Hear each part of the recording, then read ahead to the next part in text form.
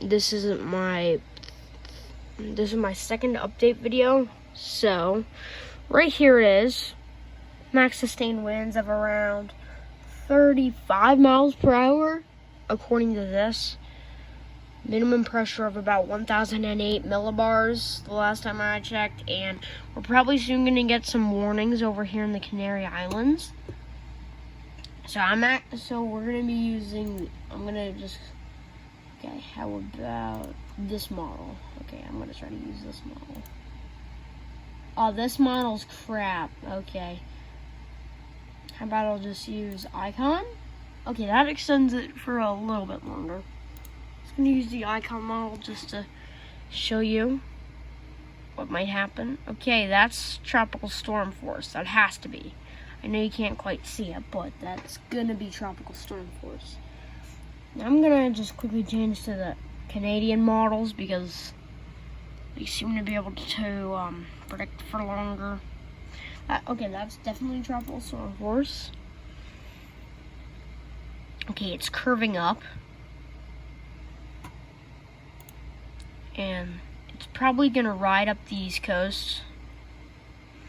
Very likely to ride up the East Coast. See how far? Okay, it's moving slow, dude.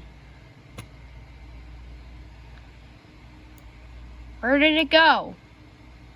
Oh, there it is. How did it move that fast?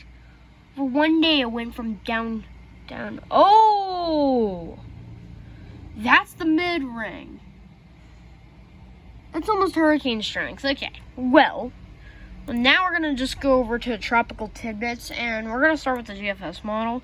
And one guy commented, why do you not believe in the GFS model? Because, well, one thing, it's because they're not very accurate. They're known to not be very accurate, and two, also, I see this. Like, this is actual bullcrap. Western Atlantic, that's what we want, okay? So, hey look, it's hurricane force strength now. That's indicated by all the purples. But let's quickly go over to the GFS. What does it think? 1,006 millibars in hurricane force. Does that really make any sense, guys? Really? Really? Really? Okay, that's why I don't usually like to use the GFS model. Let's just get off of this thing. Get off of the hurricane and let's just go, let's go to the North Atlantic. Now, but if that answers your question, I hope it did. So let's use the GFS para model. It's fine, I guess, but okay. So I have to back it up because it hasn't quite came out with the 6Z run. And this model is showing this happening. Making landfall in North or South Carolina, I'm not 100% sure, and riding up to the East Coast with hurricane force winds. Now, I think that's a bit unreasonable. I don't think it's likely that the Northeast will get hurricane force winds from a storm that made landfall a million years ago.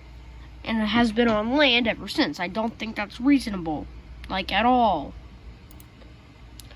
Let's see what the NavGem model has to say about all this. Let's see what the NavGem model has to say about all of, okay, why doesn't it predict? Oh, there we go. Oh, wait, where was the model? It doesn't predict that far anymore. Are you kidding me? What model was I using? Okay, well, whatever. And now, the Canadian model.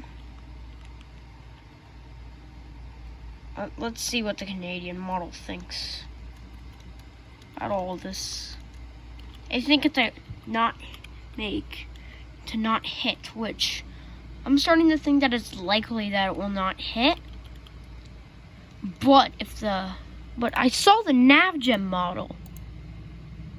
It was literally saying that this thing would come up and Literally, the eye would be like right over southeastern Pennsylvania. I wonder where that went. Like, does that model even exist anymore? I don't know.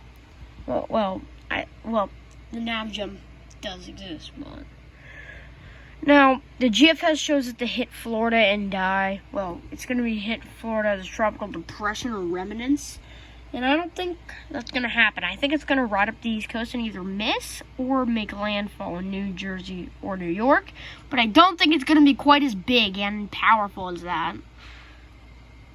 Okay, just to clear things up. Now, the Canadian models predict it to completely miss.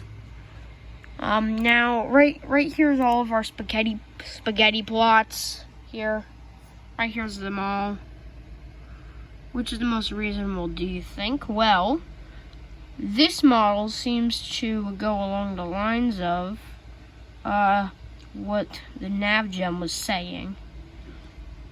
Like exactly what the navgem was saying, except it would be a lot stronger, like 908 millibars.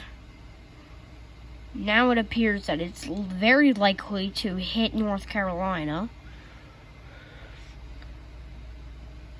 Most of the models don't predict it to die.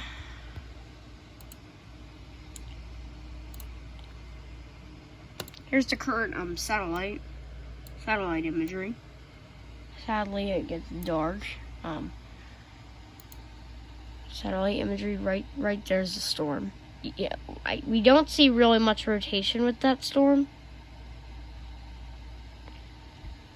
But we do see a lot of like thunderstorms with it. They're also not very organized.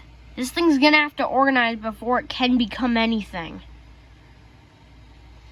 If we check the normal satellite, just a cloud satellite imagery, then you can see some rotation.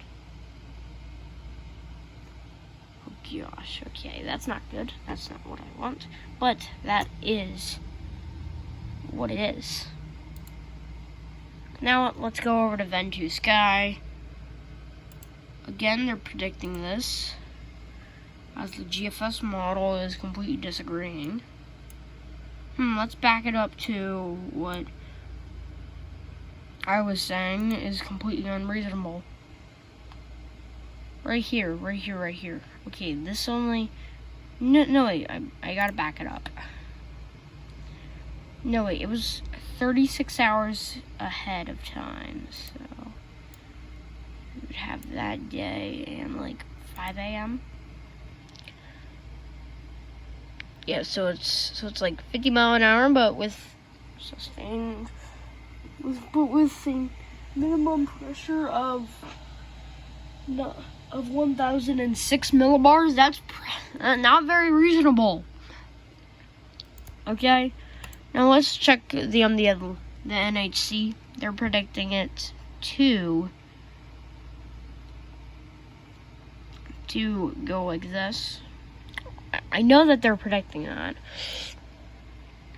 Didn't bring out all the spaghetti models yet. Eastern Pacific, yeah, there's a disturbance in the Eastern Pacific. 10% chance. Probably not going to form anything. The Central Pacific, we got Tropical Storm Douglas. And that's basically all that I have to share with you guys. You just gotta take my word that the navgem was showing that this thing would have the eye like over parts of Delaware and some of the counties in PA. Hold on, focus. Okay. Well, I swear that's what they were showing.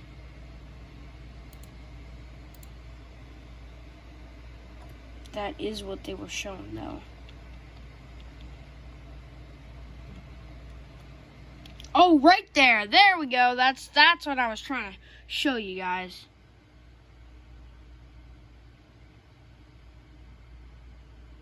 Oh, no, I don't I do not want that contrast up. Okay. Well, this is what I was trying to show you guys. Is this the eye of a hurricane is over Pennsylvania? Does that seems a bit unreasonable, so I'm starting to think that this is probably not going to happen. But when the GFS Para freaking agrees with it, then I'm like, anything could happen. When the freaking GFS Para agrees with it. But it's just meant to be weaker on the GFS Para, which I think is a lot more reasonable. Like, hurricane force winds are possible in what the GFS Para is saying, but